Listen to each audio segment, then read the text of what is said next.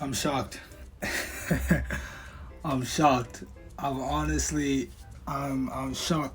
I don't think I've ever mentioned it in a video, but if you know me personally, which everybody knows me personally, if you're watching this video, I said that I really like the Bucks and the Sixers' chances this year. I feel like this is not the year to sleep on them, and honestly, they disappointed me, man. The Bucks after sweeping the Heat, they look bad in this Nets series. They look like they couldn't even beat an underman Nets team, and they were disappointing me. And even Philly, still hasn't really. They still haven't beaten the Hawks. We're yet to see. We're gonna see tomorrow. Hopefully, they get it done. But the Bucks, at least for tonight, delivered. And what else can I say than the Bucks advance to the conference finals? This was an amazing game. It's one of the best playoff games that I personally ever watched because I haven't watched a lot of playoff games. The story of the game, I guess you could say, was, why is Giannis not guarding Kevin Durant? Because at least for me, that was the main thing. Because Kevin Durant, he went off. I think he had like 48 points or something like that. And it's because you put in PJ Tucker on him, Chris Middleton on him, Drew Holiday on him, and for the entire game, I think Giannis only checked him like once, and that was because of like a switch off a screen or something like that. And KD went off, and Giannis in his own right kind of went off too.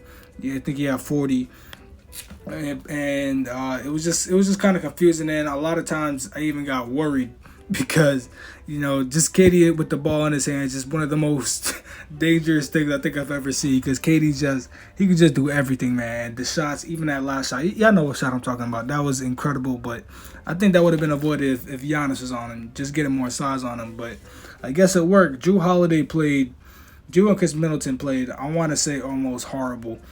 Shots weren't falling.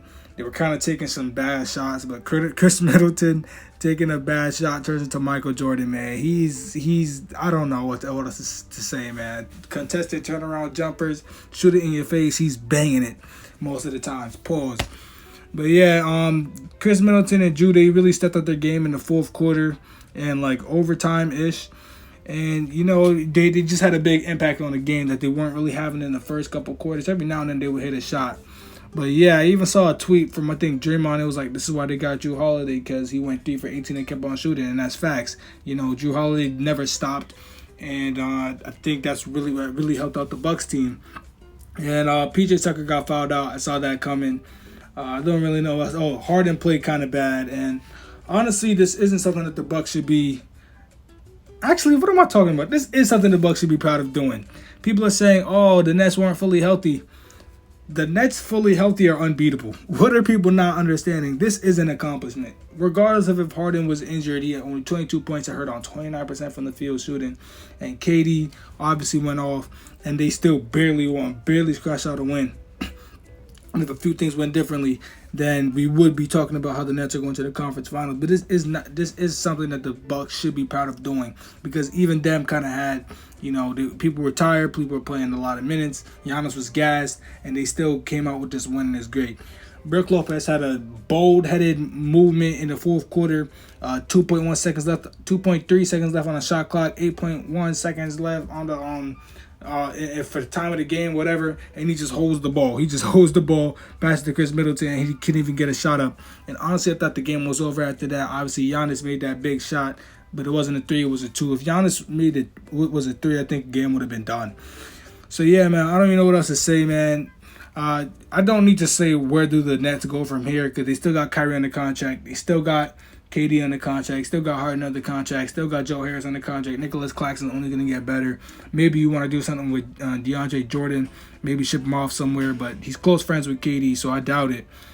But yeah, this is crazy. The Bucks are going to go against either the Hawks or the Sixers. If they go against the Sixers, I think that'll be a very, very, very interesting matchup. But I think I would have to maybe give the edge to the Bucks. I know in my very last video I said I could very much see the Hawks winning it all, but now that the Sixers forced the Game 7, I really don't know. I still do think that the Hawks could have potential, but honestly, everybody left in this playoffs. I'm rambling at this point, but everybody left in this playoffs has a good chance. The Clippers without Kawhi have a good chance. I think against the Nuggets without Chris Paul, and now the Bucks and the Sixers could possibly go at it, or the Bucks or the Hawks. This has been a crazy game. I honestly can't believe it. It doesn't seem real. something was different about this Nets team. You know, even though you see it's James Harden, it's Kyrie, and it's Kevin Durant, for some reason it just didn't hit different. You know, it just didn't seem like, oh my God, this team is really just like unbeatable. I cannot see this team losing. And it never really felt like that. And some people had to teeter, like even me had to teeter. I was like, okay, is this team really unbeatable, or can they be beaten? And they showed that they could be beaten regardless of the Kyrie injury and Harden injury or whatever.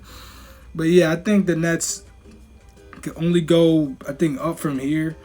And we'll see them again next year. I think they'll be more driven. I think they'll be more hungry. I think next year will really be when they're the most dangerous.